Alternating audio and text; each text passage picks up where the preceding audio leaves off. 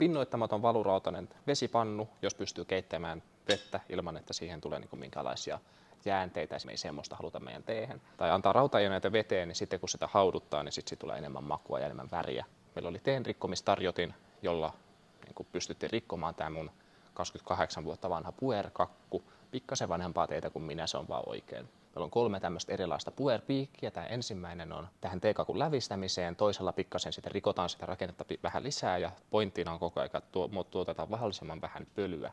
Ja tällä kolmannella damaskiteräisellä piikillä sitten voidaan vääntää nämä teekakun palaset irti toisistaan. Teetä tasan 6,5 grammaa, koska tämä mun pannu on 125 milliä, niin siitä tulee oikeanlainen ratio.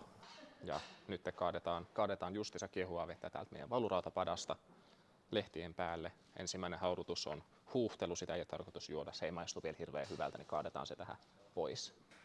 Teetähän nautitaan kaikilla austeilla, että se niin kuin näyttää hyvältä ja tuoksuu hyvältä ja maistuu hyvältä ja tuntuu hyvältä suussa. Valurautapannusta kaadoin vettä tänne mun teepannuun ja haudutus on aika lyhyt, kuten näette.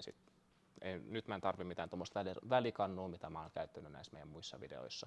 Jos ei vaan osaa tehdä tätä 3 kupin tekniikkaa kunnolla, niin silloin se välikannu on kiva olla olemassa.